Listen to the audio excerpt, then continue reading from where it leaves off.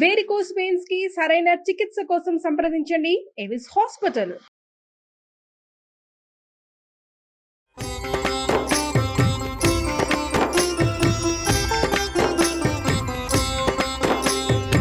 నమస్కారం. విష్ణు పురాణం 23వ భాగంలోకి వచ్చాం.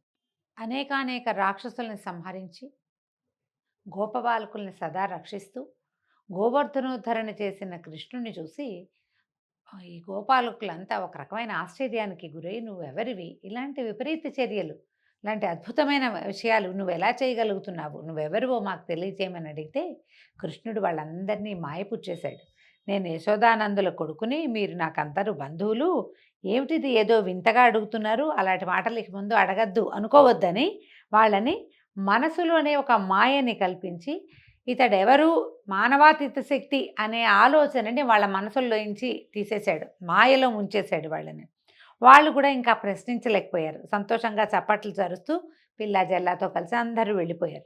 ఇలాగా కృష్ణుడు గోకులంలో ఉంటూ బృందావనంలో ఆలమందలతోనూ గోపాలకులతోటి గోపాల బాలులతోటి కూడా సవిలాసంగా తిరుగుతూ భగవన్మాయా విలాసంలో ఆ ప్రపంచాన్ని ముంచెత్తుతూ ఉన్నాడు. ఇలా అందరికీ ఆశ్చర్యానందాలు కలిగించే లీలలతోటి కృష్ణుడు గోకులంలో ఉండగా, ఒకనాటి శరత్కాలంలో నిండు పున్నమి నాడు పూర్ణచంద్రుడు గగనాన చలువెన్నుల పరిచి భాసిస్తూ ఉండగా, సర్వప్రకృతి సమ్మోహనంగా ఉండగా కృష్ణుడు ప్రకృతిని మరింత మోహింపజేస్తూ వేణువుని పూరించాడు. షడ్జాది సప్తస్వరాలు, వాటి మూర్ధన రాగాలు, తాళాలు, లయవిన్యాసం, స్త్రీ పురుష రాగవిలాసం, రాగ సాంకర్యాన్ని ఒక రాగం నుంచి ఒక రాగంలోకి వెళ్ళిపోతూ అనేక విధాలైన పారవస్యాన్ని కలగజేస్తూ శృతి సమ్మతంగా మ్రోగించిన ఆ వేణుగానానికి గోపిక గోపాలకులు, పశుపక్ష్యాదులు, లతాగుల్మ వృక్షాదులు ఆనంద ప్రకృతికి చిక్కి పరవశించగా, వల్లవ పల్లవాధరులు ఆ మోహనాకారుని యందు అనురాగపూర్ణ హృదయలై తమ వారికెవ్వరికీ జంకక కృష్ణుడున్న చోటికి పరుగెత్తుకుంటూ వెళ్ళారు. కృష్ణుడు వారిని చేరదీసుకొని ఆటపాటలు చెప్పి వారికి పోటీ పెట్టి ఆడించటము, పాడించటము, పొదరిళ్లలో దాగి చిన్న చిన్న కూతలతో వారిని బెదిరించటము, ఇలా వారితో గడపను ఆరంభించారు. క్రమంగా యువకుడయ్యాడు. అలా ఉండగా ఒకనాడు ఒక గోపిక మిగిలిన వారికన్నా ముందు కృష్ణుని వద్దకు వచ్చి మారుత్రోవను యమున ఒడ్డుకు తీసుకుపోయి ఇసుక తినిపై కృష్ణునితో కలిసి విహరించసాగింది. ఇంతలో గోపికలు ఒక చోట కూడి కృష్ణుడు కనిపించదే, ఎక్కడికి వెళ్ళాడు చూడండి అని విచారిస్తూ వెతకడం ప్రారంభించారు. వారిలో ఒక చోట శంఖచక్ర రేఖలు కలిగిన పాదాలను చూసింది. అది మిగిలిన వారిని కలిసి, రండి కృష్ణుని అడుగుజాడలు చూద్దురు కానీ పక్కనే ఎవరివో అడుగుజాడలున్నాయి, ఎవరితో తీసుకుపోయింది మన కృష్ణుణ్ణి అని చెప్పి ఆ అడుగుజాడల్ని బట్టి తీసుకెళ్ళింది. అలాగే అందరూ యమునా తీరానికి చేరి అక్కడ కృష్ణుణ్ణి చూశారు. పెన్నిధిని చూసిన పేదల్లాగా గోపికలందరూ కృష్ణుని చూసి పరమానంద భరితలైపోయారు. వారందరినీ చేరదేసుకుని చిరునవ్వుతో పేరు పేరున పలకరించేవాడట. తర్వాత ఒక్కొక్క గోపికకు ఒక్కొక్క కృష్ణుడై మండలాకృతిగా నిలిపి ఆటలాడించాడు. అలా చాలా రాత్రి వరకు ఆటపాటలతో గడిపి అలరించే ఆలింగనాది క్రీడలతోటి, ఆలింగనాలు చేసుకోవటం, ప్రతి వాళ్ళతోటి కృష్ణుడు మనవాడేనని భావన కలిగించేలాగా వాళ్లతో విహరించేవాడు. తెల్లవారగానే అందరూ వారి వారి ఇళ్లకు వచ్చాడు. ఇలా కృష్ణుడు వారిని ప్రతి రాత్రి ఆనందపరుస్తూ ఉండేవాడు. అన్ని జీవులతోటి కలిసి ఉండే ఆ మహాత్ముడు గోపికలతో కలిసి విహరిస్తున్నాడనేది విపరీత విషయంగా భావించిన అవసరం లేదు. అలా ఉండగా అరిష్టుడనే రాక్షసుడు భయంకరంగా వృషభ రూపంతో, అంటే ఎద్దు రూపంతో వచ్చి గోకులానికి వచ్చి అరవసాగాడు. వృషభం అంటే మన ఆంబోతు అని చెప్పచ్చండి. అయితే ఈ రాక్షసుడు పశువుల మందలో ప్రవేశించి పలు రీతులుగా ఈ గోవులని బాధించడం మొదలుపెట్టాడట. వాడి బాధ భరించలేక బోలంతమంది గోపాలకులంతా పరిగెత్తుకుంటూ వచ్చి కృష్ణ శరణు శరణు అని కేకలు పెట్టేసరికి వారికి అభయం ఇచ్చి ఆ ఆవుల మందలోకి లోపలికి వెళ్ళి ఆవులన్నీ గీవేమని అరుస్తున్నాయి, కకావికలుగా పరిగెడుతున్నాయి, ఒకే చోట కాళ్ళు తొక్కుకుంటున్నాయి. వాటి మధ్యలోంచి ఈ ఆబోతు రూపంలో ఉన్న రాక్షసుడిని అరిష్టుడిని కొమ్ములు బట్టి బయటికి లాక్కొచ్చాడట. అయితే వాడు బయటికి వస్తూనే కొమ్ములతోటి కృష్ణుడిని పొట్ట మీద పొడిచేశాడట. వెంటనే కృష్ణుడు కొమ్ములు పట్టి ఆ ఎద్దుని, ఆ ఆంబోతుని పైకెత్తి గిరగిరా తిప్పి నేల మీదకి పడగొట్టాడు.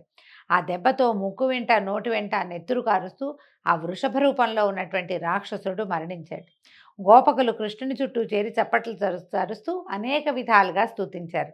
ఇలా రామకృష్ణులు గోకులంలో పెరుగుతూ ఉండగా ఒకనాడు నారదుడు కంసుని వద్దకు వెళ్ళి అతనితో సత్కారం పొంది విశ్రాంతిగా కూర్చుని వైష్ణవాంశలతోటి రామకృష్ణులు దేవకీనందనులై పుట్టటము, నందునింట పెరగటము, పూతనాది రాక్షసులని సంహరించటము మొదలైన ఈ విషయాలన్నీ చెప్పి వెళ్ళిపోయాడు. ఉండుండి నారదుడు ఇట్లా చేస్తాడేమిటండి అనిపిస్తుంది. నారదుడు కలహాసనుడు అయినప్పటికీ కూడా ఆయన సరైన సమయంలో ఇవి చేస్తాడు. ముందు పిల్లల్ని అందరినీ పొట్టన పెట్టుకో నువ్వు అని చెప్పి ఆ పిల్లలందరి మరణానికి నారదుడు కారణమైనట్టు అనిపిస్తుంది. కాదు, వాళ్ళు మరణించవలసింది ఇతను కంసుడు వదిలేస్తున్నాడు కాబట్టి నారదుడు అతన్ని ఎగసన దోసి చేయవలసిన క్రియ చేయించేశాడు. ఒకటి అక్కడి నుంచి ఈ పిల్లలు ఎక్కడైనా ఉండుండొచ్చు, ఏ పసిబాలుండైనా చంపేమని సలహా ఎందుకు చెప్పాడంటే రాక్షస సంహారం జరగటం కోసం చెప్పాడు. ఇప్పుడు కూడా కంసుని మరణాసన్న స్థితి వచ్చింది, అతను మరణించవలసిన సమయం వచ్చింది. దేవకీ నందులు తమ కుమారుణ్ణి, దేవకి వసుదేవులు తమ కుమారుణ్ణి స్వయంగా చూసే రోజు దగ్గర పడింది కాబట్టి ఇట్లా చాలా మాట చెప్పి వెళ్ళిపోయాడు అనమాట. కంసుడు కోపంతో భీకరరూపుడై వసుదేవుణ్ణి అనరాని వినరాని మాటలతో పొడిచి మనోవేదన కలిగించాడు. నందుని ఆలమందలను వీరభటులతోటి కైవసం చేయించాడు. భటుల్ని పంపించి ఆలమందలన్నీ లాగేసుకున్నారు. వృష్ణి భోజ అంధకులని వాళ్ళ సంపదలు కైవసం చేసుకుని నిరపరాధి అయిన తన తండ్రి ఉగ్రసేనుడిని కారాగారంలోకి పడవేయించాడు. క్రూర చిత్తులని కాపు పెట్టాడు. బాగా ఆలోచించాడు, ఎట్లా వీళ్ళని సంహరించాలి రాముణ్ణి కృష్ణుణ్ణి. ఆలోచించి యజ్ఞం పేరుతోటి, ధనుర్యాగం అనే యజ్ఞం పేరుతోటి రామకృష్ణుల్ని రప్పించి బలవంతంగా చంపటము, లేదా నా వీరభటుల చేత చంపించటము, లేదా ప్రత్యక్ష పోరాటం జరిపి సంహరించటమో చేయాలని అనుకుని అక్రూరుని పిలిచాడు. ఈ అక్రూరుడని ఆయన మనకి వసుదేవుడికి వాళ్ళకి దగ్గర బంధువు. చాలా అంటే విష్ణు చిత్తుడు అని చెప్తారు. ఆయన ప్రశాంతంగా ఉంటాడు, విష్ణు సేవలో ఉన్నాడు. అతనిని పిలిచి విష్ణు వంశతోట ఈ దేవకీ వసుదేవులకు రామకృష్ణులు అనే పిల్లలు జన్మించారట. వాళ్ళు నందుని గోకులంలో పెరుగుతూ నా వాళ్ళను కూడా చాలామందిని చంపారు అని ఇప్పుడు నారదుడు చెప్పాడు. ఇప్పుడో వాళ్ళంతా చనిపోయారు, వీళ్ళ వల్లే చనిపోయారని నారదుడు వచ్చి తెలియజేశాడు. నా తండ్రి ఇంకా నా వాళ్ళుగా ఉన్నవాళ్ళు, వాళ్ళలో నా మేలు కోరేవాడు ఒక్కడు లేడు, నువ్వు ఒక్కడివే మంచివాడివి కాబట్టి నా ఆలోచన చెప్తున్నా విను. ధనుర్యాగం అని ఒక యజ్ఞం చేయదలుచుకున్నా, ఎల్లుండి ప్రారంభిస్తాను. నువ్వు వెళ్ళి ఆ యజ్ఞానికని బలరామకృష్ణుల్ని, దుర్మార్గుడు ఈ నా శత్రువులని పెంచి పోషించిన వాడు, నా మరణకారకుడిని పెంచి పోషించిన వాడైన నందుణ్ణి కూడా తీసుకురా. ఇక్కడ వాళ్ళ పని పట్టేస్తాను. నా దాకా ఎందుకు, మా దగ్గర చాణూరుడు ముష్టికుడు అనే ఇద్దరు మల్లయోధులు ఉన్నారు, వాళ్ళ చేతుల్లో ఈ రామకృష్ణుల బతుకైపోతుంది. తర్వాత దేవకీ వసుదేవుల్ని, తండ్రి అయినా నాకు బద్ధ విరోధిగా ఉన్న ఉగ్రసేనుణ్ణి, ఇలా నా మేలు కోరని వారందరినీ యమునింటికి పంపి ఎదురు లేకుండా రాజ్యం చేస్తాను. వెళ్ళి గోకులానికి వెళ్ళి యజ్ఞం మాట చెప్పి పాలు వెన్న నెయ్యి కావిళ్లతోటి పట్టించి నందుణ్ణి రామకృష్ణుల్ని తీసుకురా అని చెప్పేసరికి అనుకోకుండా సాక్షాత్ విష్ణువే బాలుడుగా జన్మించి ఉన్న స్వరూపమైనటువంటి శ్రీకృష్ణుణ్ణి మొదటిసారిగా చూసే అవకాశం లభించిందని, స్వయంగా నేరుగా ఈ మాట వినడం కాకుండా నేరుగా చూడడానికి అవకాశం లభించిందని ఈయన ఏం చేశాడు, ఈ చాలా మర్యాదస్తుడిగా ప్రవర్తించేటువంటి అక్రూరుడు వాళ్ళని పిలవడానికి వెళ్ళాడట. రథారూఢుడే మధుర నుంచి గోకులానికి వెళ్ళాడు. ఇంతలో కంసుని దూత కేసి అనేవాడు ఏం చేశాడు, గుర్రం రూపాన్ని ధరించి గోకులానికి వచ్చి పశువుల శాలల్లోకి ప్రవేశించి ఓ పిచ్చిగా అరుపట గుర్రం. అరిచేసరికల్లా గొడ్లు బెదురుతాయి, ఆవులు అవన్నీ మోరలెత్తి కృష్ణ అని పిలుస్తున్నాయట. పిలుస్తూ ఉంటే కృష్ణుడు పిలుస్తున్నాయి గొడ్లు, ఈ ఆవులన్నీను. వీటి సంగతి చెప్దామని కృష్ణుడు ఎక్కడున్నాడో వెతికి ఆ గుర్రం రూపంలో ఉన్న కేసి రంపాల్లాగా కనపడుతున్నాయట. ఆ గుర్రానికి పళ్ళు కనపడేలాగా భీకరంగా నోరు తెరిచి కృష్ణుడి మీదకి వెళ్ళాట. వెళ్ళంగానే ఏం చేశాట, కృష్ణుడు ఆ నోరు తెరుచుకొని వస్తున్న దాన్ని నోట్లోకి, ఆ గుర్రం నోట్లోకి చెయ్యి లోపలికి పోనిచ్చి బయటికి లాగేట. బయటకి మొత్తం పళ్ళన్నీ లాగేసేట, పళ్ళు ఊడిపోయినాయి.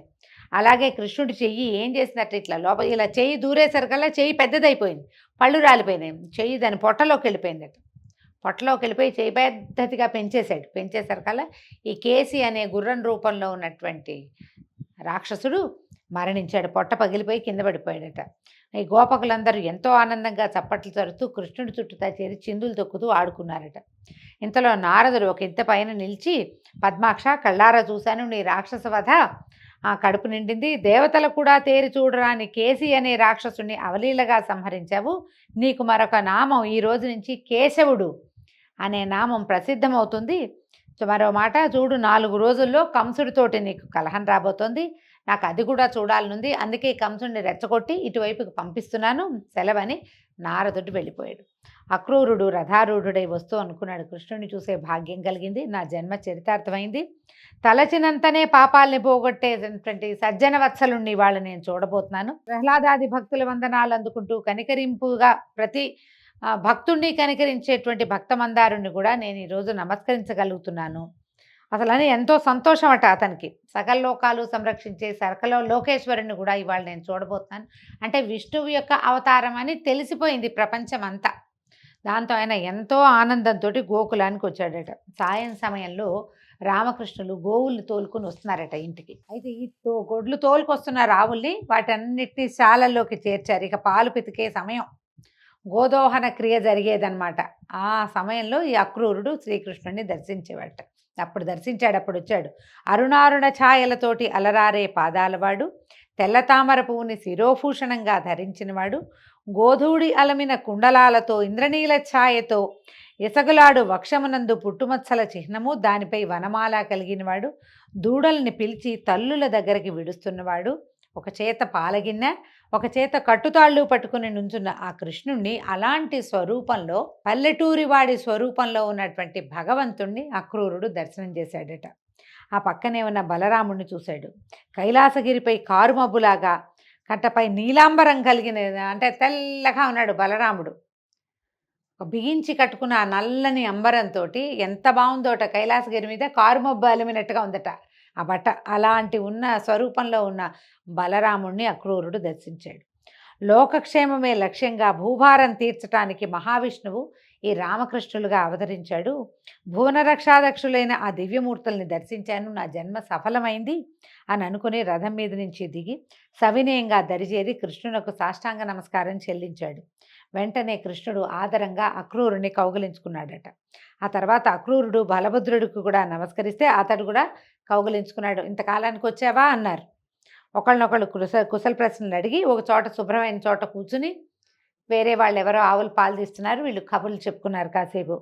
తర్వాత స్నానము భోజనము చేశాక అప్పుడు అన్నదమ్ములు ఇద్దరు మధురానగరపు విశేషాలు అడిగితే అప్పుడు చెప్పాడు, మీరు సర్వజ్ఞులు, మీకు తెలియందేముంది, మధురానగరం అట్టుడికిపోతోంది, ఉగ్రసేనుడిని కూడా ఖైదు చేయబడ్డాడు, ఆయనను కూడా జైల్లో పెట్టబడ్డాడు, నిండు సభలో దేవకీ వసుదేవుల్ని కుమారుణ్ణి దాటించేశావని అనరాని మాటలన్నాడు. ఈ వయసు మళ్ళిన వాడన్న ఆలోచన లేకుండా ఆయన ఉగ్రసేనుడికి కాళ్ళకి చేతులకి సంఖ్యలు బిగించి మరీ చెరలో పెట్టాడు. ఇప్పుడు ధనుర్యాగాన్ని చేయబోతున్నానని అందరికీ ప్రచారం చేస్తున్నాడు, కానీ దాని వెనకాల మిమ్మల్ని సంహరించడమే అతని యుక్తి అని, అందుకని నన్ను వెళ్ళి మిమ్మల్ని తీసుకురమ్మన్నాడు. మిగిలిన వాళ్ళు ఎవరిని నమ్మను, నువ్వైతే సరిగ్గా ఏం మాట్లాడాలో అది మాట్లాడతావని నన్ను పంపించాడు అనేసరికల్లా అప్పుడు అక్రూరుని మాటలు విన్న కృష్ణ పరమాత్మ ఏమన్నాడంటే, నాకు తెలుసు, ఇదంతా నాకు తెలుసు, వస్తాను, కంసుడి ప్రాణాలు ఇంకా వాడిలో లేవని అనుకో, ప్రజలందరూ ఆనందించేటట్టుగా ఉగ్రసేనుడికి ఎల్లుండి పట్టాభిషేకం చేస్తానన్నాడు. ఒక్కరోజు గ్యాప్ ఉందన్నమాట. రేపు పొద్దున్నే పాలు పెరుగు నెయ్యి సమృద్ధిగా కావళ్లల్లో నింపి మా గొల్ల పెద్దలు ముందు వెళ్ళిన వాళ్ళతో నందుడు, నువ్వు అన్నా నేను రథ ప్రయాణం వెళ్దాం. ముందంతా పెద్దలంతా వెళ్తారు, యాగం జరుగుతుంది కాబట్టి ఆ ఊళ్ళో ఉన్న పెద్దవాళ్ళంతా వెళ్ళాలి. నందుడు వాళ్ళతో వెళ్ళిపోతాడు, నువ్వు నేను అన్నయ్య కలిసి రథంలో వెళ్దాము, ఈ పూటకి రెస్ట్ తీసుకోమని చెప్పి అతన్ని పడుకునేందుకు ఏర్పాటు చేసి వెళ్ళిపోయాడు. ఆ రాత్రి అందరూ నందుని మందిరమందే నిద్రించి తెల్లవారుగానే లేచారు. కాలోచిత కృత్యాలు తీర్చి పాలు మొదలైన పదార్థాల కావళ్లతోటి తగువారిని ముందు పంపించి తాను బలభద్రుడు అక్రూరుడితోటి రథారూఢులయ్యారు.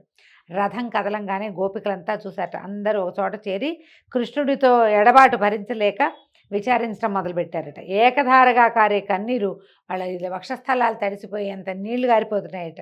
ఒకళ్ళతో ఒకళ్ళు అనుకుంటున్నారనమాట, నందనందనుడు మనకిన్నాళ్ళు ఆనందం కలిగించి కలిసిమెలిసి ఎడబాటు లేకుండా తిరుగుతున్నవాడు ఇప్పుడు మధుర వెళ్ళిపోతున్నాడంటే వీడికి దయాదాక్షిణ్యం లేదు, మళ్ళీ మనకి ఒకనాడైనా కనిపిస్తాడా? ఆ పట్నవాసంలో ఎంతమందో అందగత్తలు ఉంటారు, వాళ్ళందరి కనుచూపుల్లో చిక్కుకుపోతాడో ఏమో, మళ్ళీ మనని తలుచుకుంటాడా లేదా? ఈ దైవానికి దయలేదు, కృష్ణుడిని విడిచి మనం ఉండగలమా? కృష్ణుడికి మనకి ఎడబాటు కలిగించేవాడు క్రూరుడు కానీ అక్రూరుడు అవుతాడా? మనం తెగించి వెళ్ళి కృష్ణుడిని కొంగుబట్టి మమ్మల్ని ఇట్లా ఏడిపించి వెళ్ళిపోతున్నావా, మా గతి ఏమిటి అని అడిగామనుకో, మనం కుల పెద్దలు తెలిసి ఊరుకుంటారా? అందరూ కేకలేస్తారు. ఈనాటి నుంచి మన గొల్లపల్లె చిన్నబోయి ఉంటుంది. మన బతుకులు కూడా అంతే. అయ్యో! మన మీద దేవుడి కనికరం లేకపోయింది అని ఏడుస్తూ ఆ రథం వెనకాలే కనిపించేవారు. అది గుర్రాల జోడ్చిన బండి ఏమవుతుంది? వేగంగా పరిగెడుతుంది. కనిపించినంత మేర కనుచూపు మేర వరకు ఆ రథాన్ని చూస్తూ ఏడుస్తూ దుఃఖపడుతూ తర్వాత ఇంకా కంటి చూపు కూడా అందనంత దూరానికి రథం వెళ్ళిపోయాక ఇళ్ళకి చేరుకున్నారు.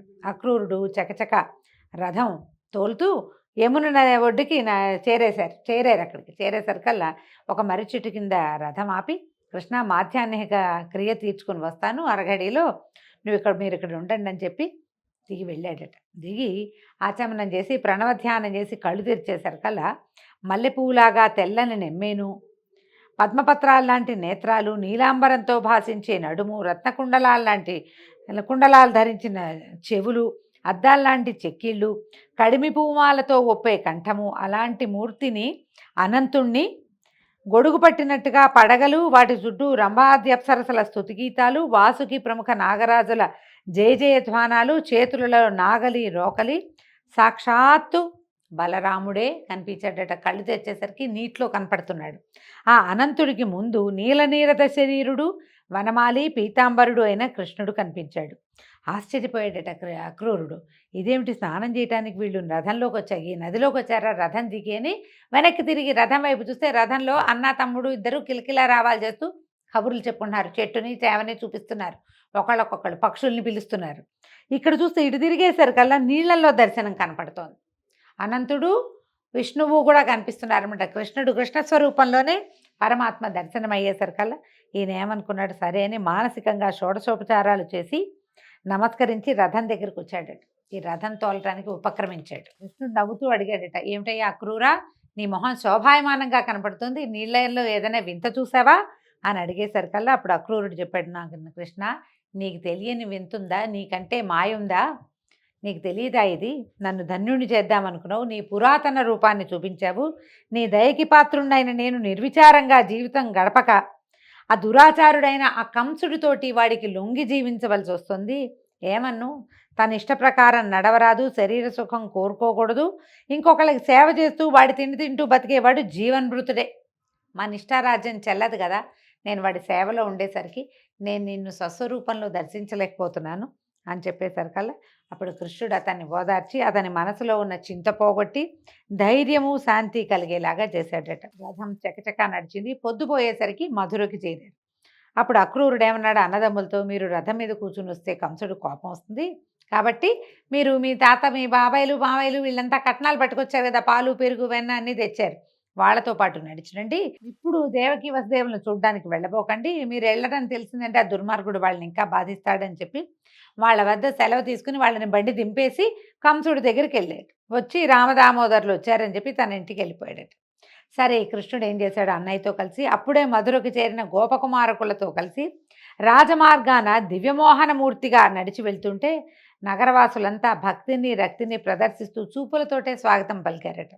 అట్లా కృష్ణుడు వెళ్తూ ఉంటే మడత బట్టలు భుజాన ఉంచుకుని ఒక చాకలివాడు ఎదురురాగా, ఆ మూటలో ఉన్న బట్టలు కొన్ని మాకివ్వు అని అడిగాడట. అడిగేసరికి చాకలి పెడసరంగా మాట్లాడాడు. మీ మాటలు మా రాజు కంసుడు గనక వింటే మా ప్రాణాలు పోతాయి, పోపో అని కసిరాడు. కసిరేసరికల్లా కృష్ణుడు ఎడమ చేయి చాచి వాడిని శిరస్సు మీద ఒక్క సరుపు జరిచాడట, నెత్తి మీద కొట్టాడు. కొట్టేసరికల్లా చాకలి శవం వాడు వెంటనే పై ప్రాణాలు పైన తల మీద తగిలేసరికి తామస ప్రవృత్తికి తలతాడనమే కరెక్ట్. నెత్తి మీద కొట్టంగానే పడిపోయాడు, మరణించాడు. కృష్ణుడు బట్టల మూట విప్పి జిలుగువన్నె పట్టుచీర అన్నకిచ్చాడు. పసిడి జలతారంచు పచ్చని పట్టుపంచె తీసి తాను కట్టుకున్నాడు. మిగిలిన బట్టలన్నీ గోపకుమారులకి పంచిపెట్టాడు. తర్వాత ముందుకెళ్ళి పువ్వులమ్మే వాడింటికి పోయి పూదండలు అడిగాడు. అయితే వాడు భయంతో ఏం చేశాడట, భయంతో భక్తితోటి కూడా శ్రీకృష్ణుని పాదాలకి వంగి శిరస నమస్కరించి లేచి పువ్వుల దండలు ఇచ్చాడట. దేవా, నీ వంటి వాడు రావడము, పువ్వులు అడగడం నా అదృష్టం, తీసుకో, ఇంకేం కావాలో తీసుకోమంటే అప్పుడు కృష్ణుడు అన్నాడు, మరేమీ అక్కర్లేదు, నీ వంశం వృద్ధి పొందునుగాక, నీకు ఈ జన్మలోనే మోక్షం కలుగాక అని వరాలిచ్చి పోయేస్తామని కృష్ణుడు బయటకు వచ్చాడట. రాచబాటలో నడుస్తూ పోతున్నాడు. అంతలో ఒక స్త్రీ కుబ్జగా ఉన్న అంగన ఎదురైందట. ఇదేంటంటే అంగ వికృతి కలిగిన ఆకారం కలిగి ఉండటం. కుబ్జ అంటే వంకర టింకరగా ఉంది. ఆమె ఏం పట్టుకుంది, వివిధ సుగంధ పదార్థాలతో తీసినటువంటి చందనాన్ని ఒక పాత్రలో ఒక పళ్ళెంలో ఉంచుకుని వచ్చిందట. అయితే ఈ కృష్ణుడు అడిగాడు, అబ్బా గుమగుమలాడిపోతోంది, కొంచెం చందనం పూస్తావా నాకు అని అడిగాడు. అడిగేసరికల్లా ఈ కుబ్జ కృష్ణుని మోహన రూపం చూసి ముగ్ధయ్యి రకరకాల వస్తువులు అంటే ఏమేమి ఉన్నాయి చూడండి, కస్తూరి, కుంకుమ పువ్వు, చందనం, జవాది ఇలాంటివి కలిపి నూరి రోజు కంసమహారాజుకి అందించి కట్నాలు కానుకలు తీసుకుంటాను, నీకు తెలియదేమో కానీ అందరికీ తెలుసు ఇదే నా పని, నా బతుకు అనగా కృష్ణుడు దాని గడ్డం కింద చేయబట్టి దాని 2 పాదాలు తన 2 పాదాలతో తొక్కి మీదికి ఎత్తి విడిచాడు. ఆశ్చర్యంగా అంటే మెడ పట్టుకుని సాగదీశాడనమాట. ఒట్టిగా సాగదీస్తే కదలదు, అందుకని ఏం చేశాడు, చటుక్కున ఆ పాదాల మీదకి పాదాలు ఉంచేశాడు. కాళ్ళు కదలకుండా బిగిసిపోయింది. మెడ పట్టుకుని సాగదీసేసరికల్లా 3 వంకర్లతో ఉన్న కుబ్జా స్వరూపంలో ఉన్న ఆ అమ్మాయి నడువంకర, మెడ వంకర, మొహం వంకర కూడా తీరిపోయి పరమాద్భుత సౌందర్యవతిగా రూపొందిదట. అయితే ఆమె చాలా సంతోషంతో చూసి ఈ పూట మా ఇంటికి రావాలంటే ఇప్పుడు కాదు వస్తానని దాని చేతిలో చెయ్యేసి నవ్వుతూ రాజమార్గాన్ని వెళ్ళి అలా నడుస్తూ వెళ్ళి కంసుని ధనుశాలలో చేరాడట. అన్నతో కలిసి అక్కడ అందరి దగ్గర కనుక్కున్నాడు ధనుర్యాగం ఏమిటి అదంతా. తర్వాత యజ్ఞ విషయం తెలుసుకున్నాడు. గంధ పుష్పాదులతోటి అర్చించబడి ఉన్న పెద్ద విల్లట, అది చాలా పెద్దది. దాన్ని చూశాడు. దగ్గరగా వెళ్ళాడు దాని దగ్గరికి. వెళ్ళి ఆ ధనుర్యాగం కోసం మంత్రపూతంగా అక్కడ ఏర్పాటు చేయబడిన ఆ ధనుస్సుని అవలీలగా లేవదీశాడట. లేవదీయటం ఏమిటి, వెంటనే నారి బిగించి, మామూలుగా ధనుస్సులకి తాడు అల్లెత్రాడు బిగించి ఉండదు, ఒక పక్కన కట్టి ఉంటుంది, దాన్ని లాగి రెండో వైపు ముడేస్తారు. ఎక్కువ పెట్టడం తర్వాత కదా, ముందు నారి బిగించటమే కష్టం. అయితే ఎప్పుడైతే ఇది వంచి బిగించిన తర్వాత దాన్ని ఒక లాగుతారనమాట, దాన్ని టైట్నెస్ చూడటానికి ధనుష్టంకారం అంటారు. యుద్ధపు కథల్లో మనకి కనపడుతుంది. ఆ ధనుసు లాగితే అది పెద్ద ఢమ్ ఝమ్ అని సౌండ్ వస్తుంది, చాలా పెద్ద వైబ్రేషన్తో కూడిన శబ్దం వస్తుందన్నమాట. అయితే నారి మ్రోగించి ఉంచాడు. అయితే ఈయన ఏం చేశాడు, జమ్మని అది శబ్దం చేయటానికి ముందు దాన్ని గట్టిగా బిగించాలి, అప్పుడే వస్తుంది. ఆ బిగించేసరికల్లా అదేమైంది, టపక్కమని విరిగింది విల్లు. బిగించాలంటే ఇప్పుడు అది ఇంత నిలువు బద్దగా ఉంది, ఒకవైపు తాడుని తీసి రెండో కొసకి బిగించాలి, ఒక కోటి నుంచి రెండో కోటికి లాగాలన్నమాట దాన్ని. ఈ 2 కోట్లకి లాగేటప్పుడు ఏమవుతుంది, విల్లు వంగిపోతుంది. మరి రాముల వారు కూడా శివధనుర్భంగం అట్లాగే చేశాడు. అదే శివధనుర్భంగాన్ని ఈ కృష్ణ పరమాత్మ కూడా చేశాడట. విల్లు విరిగేసరికల్లా పెద్ద మోత వచ్చింది. ఇంతలో ఆయుధాగారంలో కాపలాగా ఉన్న వాళ్ళు వీరభటులంతా మీదకొచ్చారట. మీదకొస్తే ఒక భీకరంగా సింహనాదం చేశాడట కృష్ణుడు. అక్కడి నుంచి చాలామందిని కొట్టేశాడు. ఆ ధనుసు ముక్కలైంది కదా, అన్న తమ్ముడు చెరో ముక్క పట్టుకుని ఉన్న వాళ్ళందరినీ చిత కొట్టేశారు. చావగా బతికిన వాళ్ళు పరిగెత్తారట. పరుగులు పెడుతూ కంసుడి దగ్గరికి వెళ్ళి ఒక యువకుడు, 2 యువకులు, చిన్న యువకులు అంటే బాగా పెద్దవాళ్ళు కాదు, బాలురుగానే ఉన్నారు. వాళ్ళు వచ్చి ఈ ధనస్సుని విరగొట్టాడు, మంత్రభూతమైన ధనస్సుని విరగొట్టారు, అందరినీ చావగొడుతున్నారని తెలియజేశారు. ఈ కృష్ణలీలతోటి ఈ భాగం సమాప్తం అండి. మళ్ళీ రేపు ఉదయం కంసుని సంహారం ఎలా జరిగిందో తెలుసుకుందాము. నమస్కారం.